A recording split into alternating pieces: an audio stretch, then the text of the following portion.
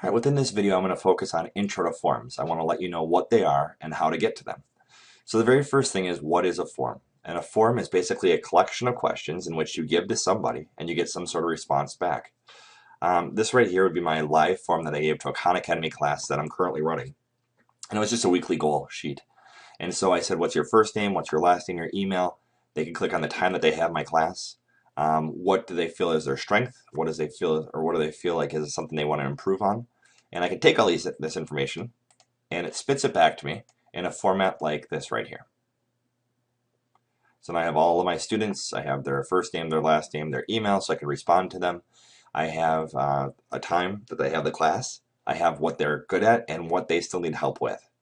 So a lot of information in one spot. And what's nice is I could actually organize this information. So I can go over to the time first and maybe put it in order. If I look here, all the 10:30 should be together. And then it should be, well, it goes to 8:30. I'm not sure exactly why. And then it goes to 9:30. But regardless, they're all together. I now want to do last name, so let's do that. And if I look, it actually changed this column over here. So now it's alphabetical, which is fantastic. However, these are all kind of, disorganized. They're not by class.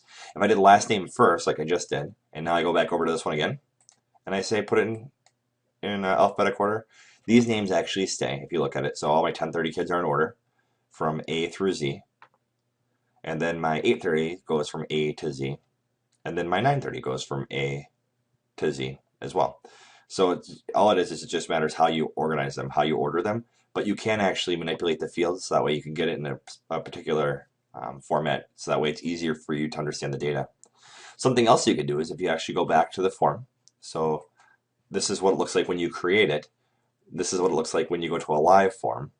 But if you go to this sheet where you're creating it and you go up to responses, the second one down is summary of responses. If I click on this, I get this right here. And this tells me all the first names of people that filled it out, all the last names, all the email addresses.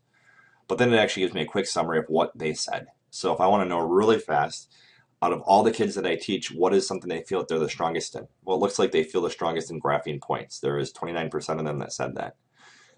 Something else that they feel like they're really good at is multiplying fractions. So if I look at things that they have to improve on, this is what I really want to focus in on through Khan Academy. I'm going to see that multiplying and dividing negative numbers is one area, and so is multiplying fractions, which is interesting.